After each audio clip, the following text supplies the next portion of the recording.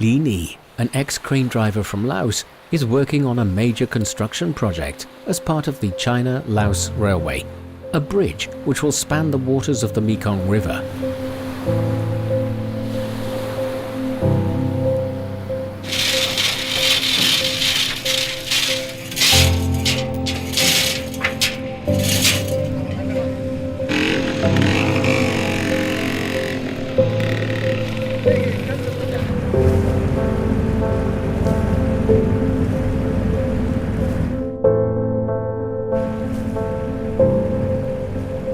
The bridge is set to be a game changer. In the past, boats were the only way to cross this part of the Mekong. After the construction project is complete, people will have the option to cross the river by train, along with an upgraded ferry terminal for large vehicles.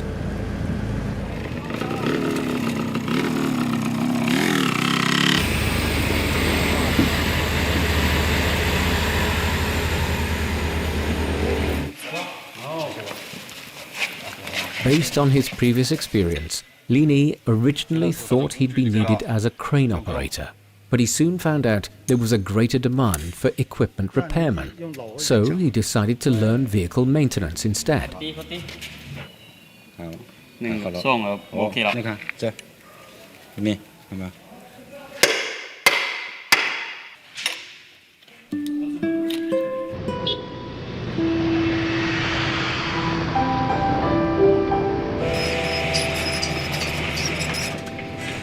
Although Liny was stepping into new territory, his expertise in crane operation allowed him to grasp the mechanical side of things quickly enough.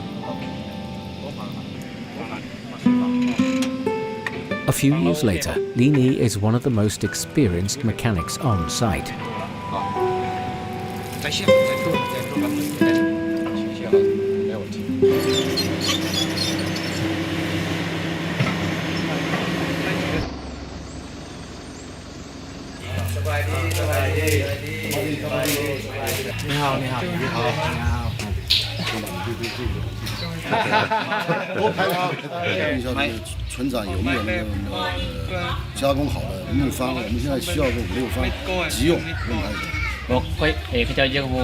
For the railway's construction to continue on pace, a large number of materials need to be acquired locally. To help expedite the process, Liny acts as an interpreter and middleman in the negotiation process.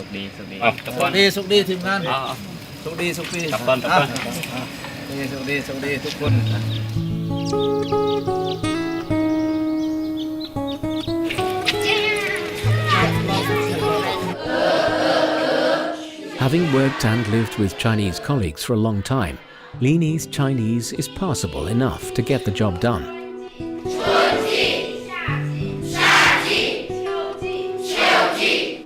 Liny also has a second job as a bilingual teacher at this primary school and teaches the volunteer Chinese teachers his native Lao language in his spare time.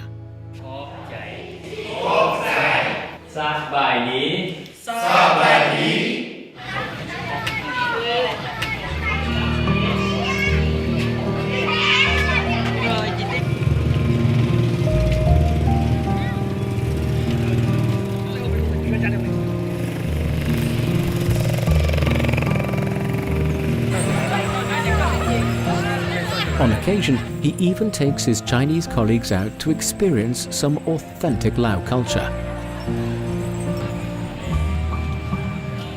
Working on the Cross-Mekong River Bridge has been a once-in-a-lifetime experience for Liny.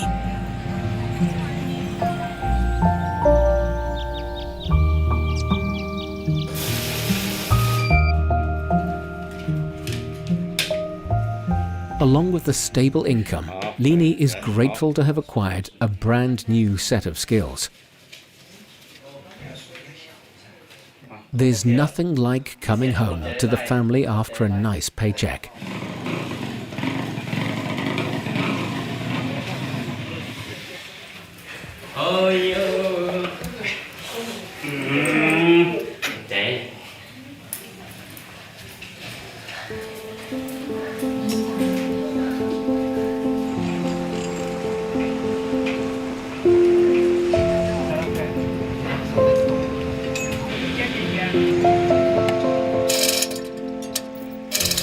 construction of the bridge is still ongoing.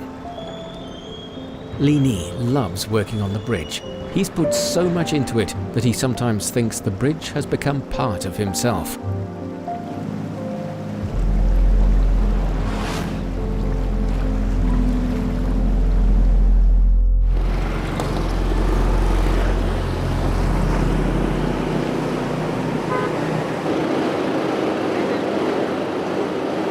"20-year-old Tran Thi Cam Tu is from Vietnam, and she's been working at a factory that produces insoles for 2 years now.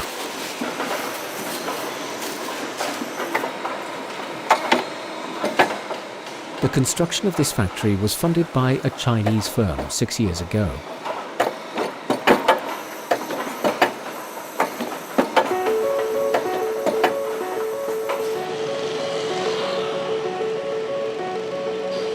Binh Duong province is located on the edge of the Mekong Delta. It attracts the third most in foreign investment behind the capital of Hanoi and Vietnam's largest city Ho Chi Minh, just a 2-hour drive away.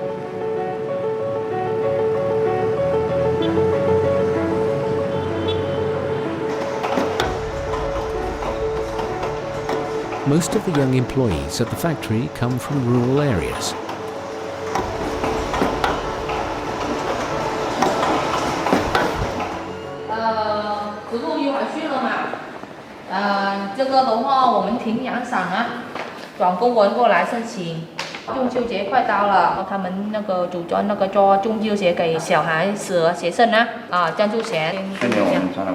Dang Thi Hung is head of the Human Resources Department at the factory and has been here since it was established.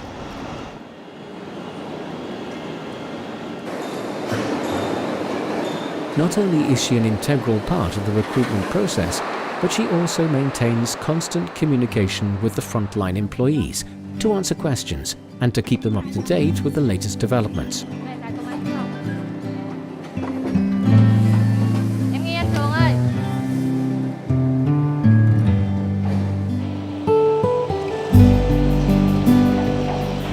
Here in Vietnam, the most populous country in the Indochina Peninsula, the streets are always full of bright young faces. The factory frequently handles large seasonal orders with tight deadlines. At times like this, overtime is mandatory, which is never popular with the employees.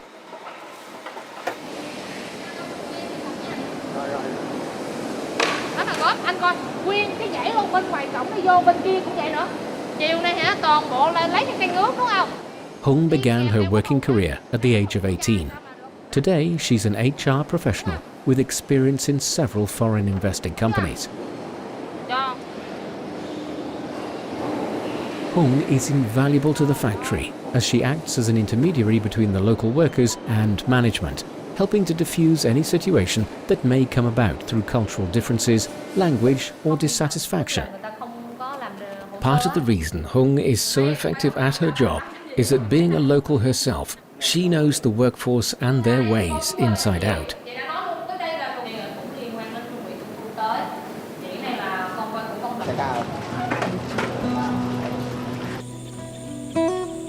Cam Tu comes from a family of rice farmers, but she decided to leave her hometown at 16 to find a job in the city. At that time, Vietnam was experiencing a boom in industrialization, and the demand for young factory workers was high, so it was the perfect opportunity to get a foot in the door. Now she couldn't be happier.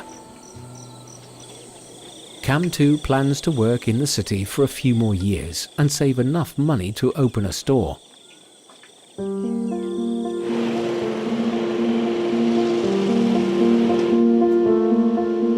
In the eyes of Hung and Cam Tu, this venture is as Vietnamese as it is Chinese.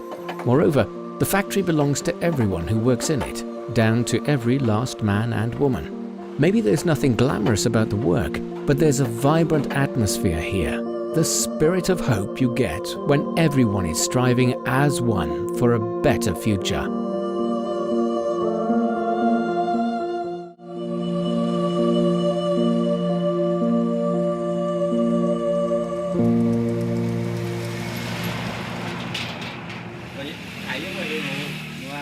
Cam Nai Laveng used to be an ordinary farmer in Muang Nam Tha, Laos. But a joint project between Laos and China vaulted him to hero status in the eyes of the local villagers.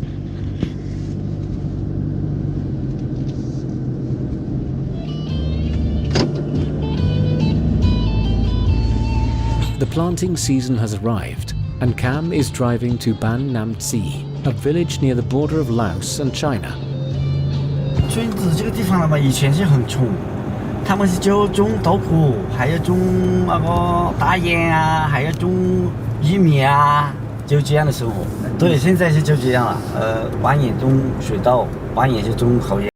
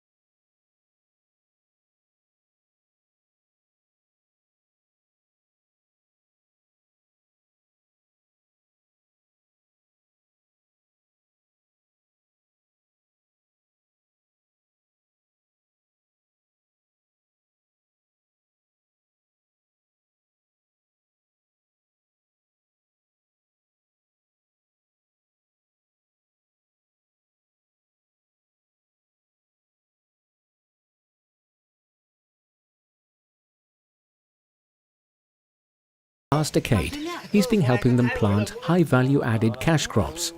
Thanks to him, many of these families have been able to rise out of poverty. A family in the village is celebrating the completion of their new house, and they have invited Cam as their distinguished guest.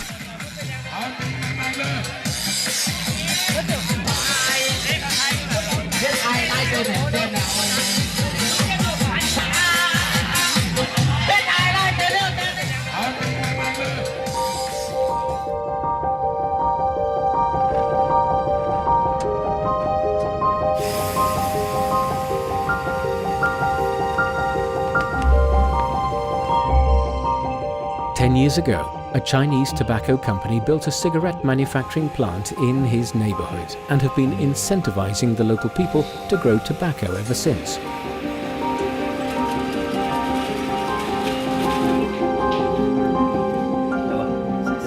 Cam jumped at the opportunity, and after receiving training from Chinese specialists, he was appointed manager of the planting department. Now he is considered a local expert, giving him an edge that outsiders do not have.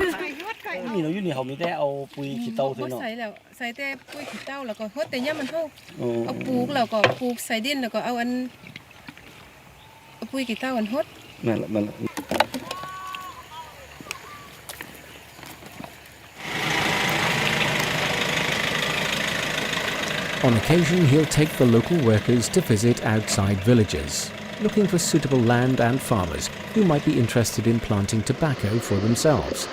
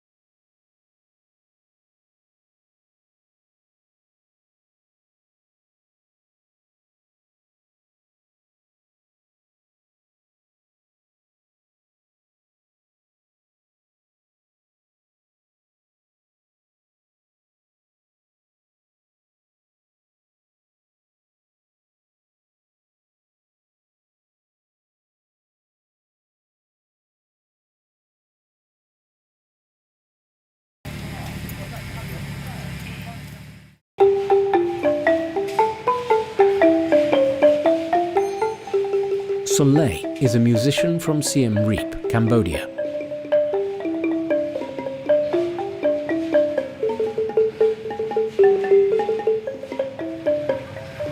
Every weekday at noon, she picks her son up from school.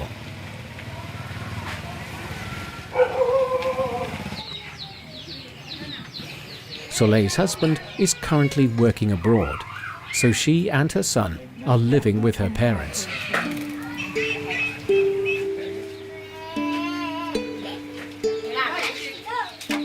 This is a typical urban Cambodian household, which includes the entire extended family. Here, everyone lives together on one plot of land, where everything is shared equally.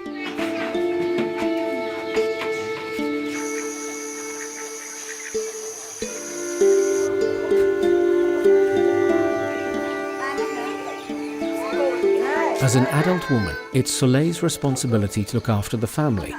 But on most days, she has an even more important job to tend to.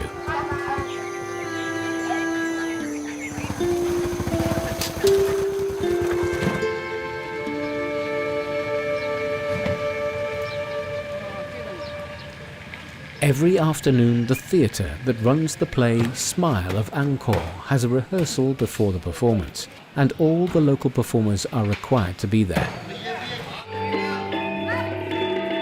The show runs daily almost year-round, so every one of the performers know their movements by heart. Soleil was among the first to join the theatre troupe and has been here almost every day for the last 8 years.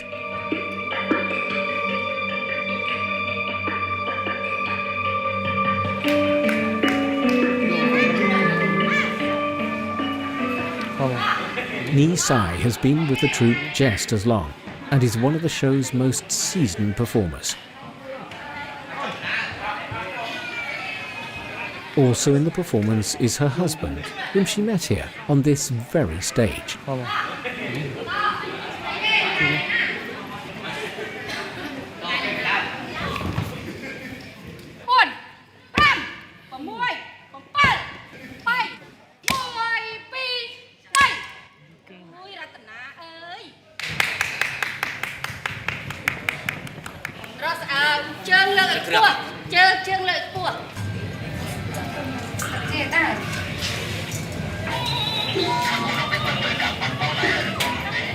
As much as Soleil enjoys living with her extended family, she still wants to have her own place.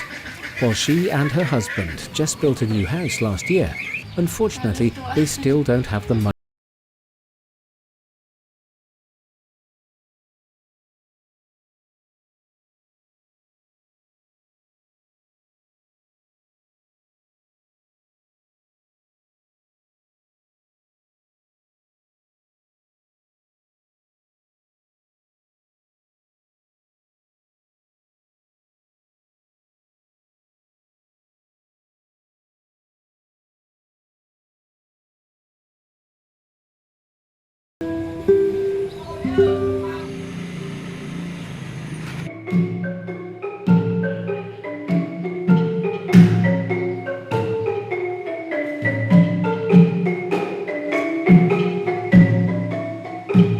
Unlike Soleil, Liny is a professional dancer at Siem Reap's Provincial Department of Culture and Fine Arts.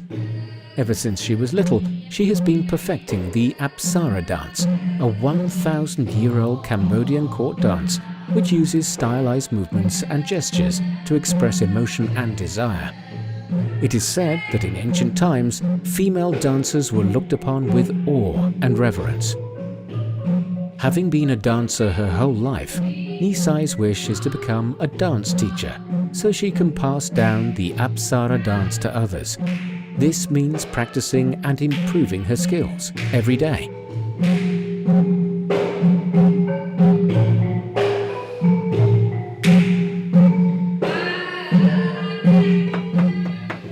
Every evening, Liny and her husband have to hurry through dinner to get to the performance on time.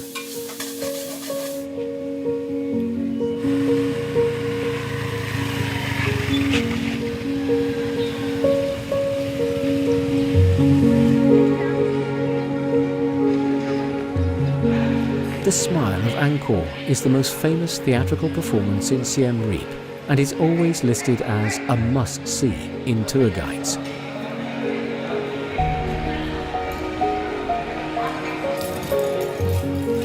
Although the theatre was founded by a company from China, all of the performers here are locals.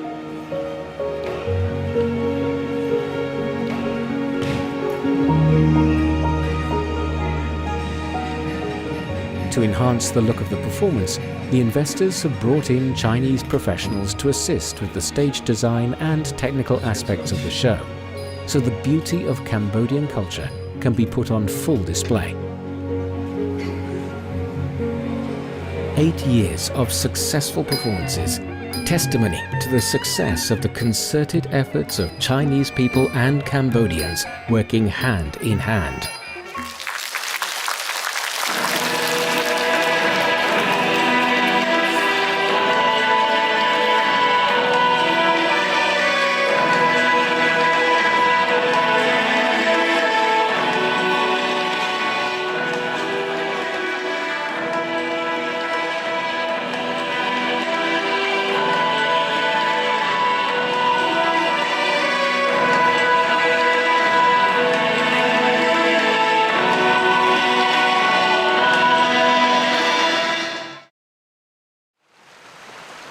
The Lansang-Mekong River system runs through multiple Asian countries and nurtures many colourful cultures that coexist and complement one another.